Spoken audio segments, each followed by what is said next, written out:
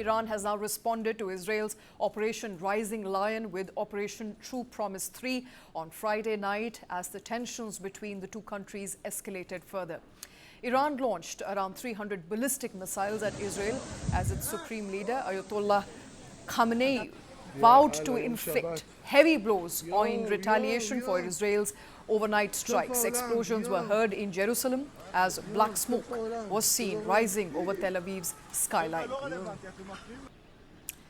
At least 70 people were wounded, 4 people were killed after 7th wave of Iranian attack. Israel has claimed more than 320 were injured due to recent Israeli strikes in Iran. And amid Israeli attacks, Iranian media has reported an explosion in Tehran's Mehrabad airport as well. Iran's permanent representative to the UN called Israel's aggression a declaration of war. The Iranian Revolutionary Guard Corps claimed that Iran attacked more than 150 targets in Israel, including Nevatim airbase. Dozens of Iranian missiles reached their targets and effectively hit them, as per the IRGC commander. The US helped Israel repel a missile attack from Iran. The Pentagon told RIA Novosti Patriot and THAAD anti-missile systems were also used in the process. In fact, Iran's permanent representative to the UN said that about 78 people were killed and more than 320 people were injured due to recent Israeli strikes on Iran. 现在是以色列当地时间13号晚间9点多，我现在呢是在耶路撒冷，那大家可以听到现在城市上空啊拉响了防空警报。 The latest that we are getting is that IDF has now confirmed drone attack from Iran. 4 people are dead, more than 70 people are injured. Iran has launched UAVs towards Israel. Civilians were urged to take shelter, but despite of it, about 4 people are now reportedly dead. Iran-Israel war is now escalating. The strikes are raging for the second consecutive day.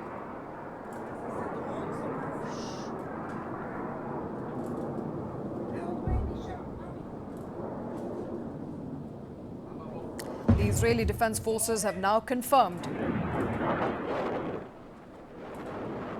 Iran's attack, claiming that there were civilian casualties.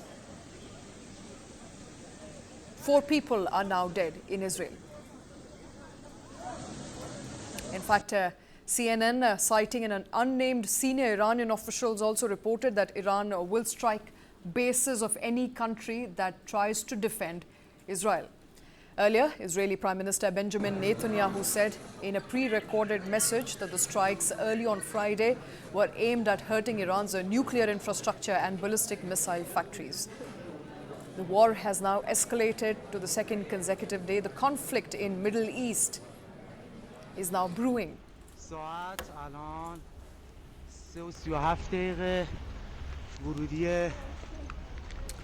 Visuals on your screens from Tehran at this point. Remember, Israel's Rising Lion operation targeted various nuclear facilities in Iran, and in retaliation now Iran has also hit back at Israel.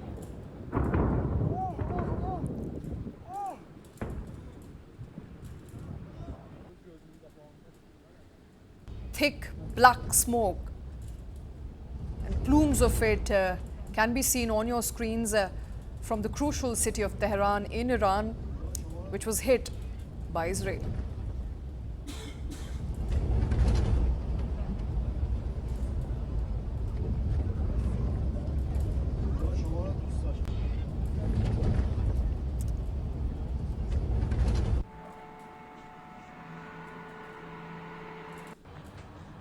Strikes and counter-strikes there by Israel and Iran are resulting in casualties on day 2. The latest that we have is about 80 people who were killed in Israeli strikes in Iran, and Iran retaliated swiftly thereafter, hitting key Israeli cities, resulting in death of 4 people and injury to more than 70 people. And while Israel named this operation Rising Lion, Iran is calling its own retaliation Operation True Promise 3.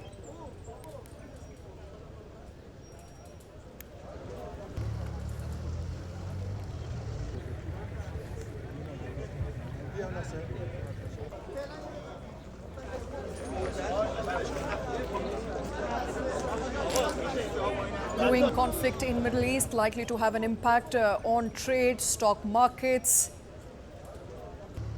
as well as currency. The latest that we saw as on Friday, stock markets stumbled in the US as well as in India in the aftermath of that brewing Middle Eastern crisis. In the long run, trade is also likely to take a hit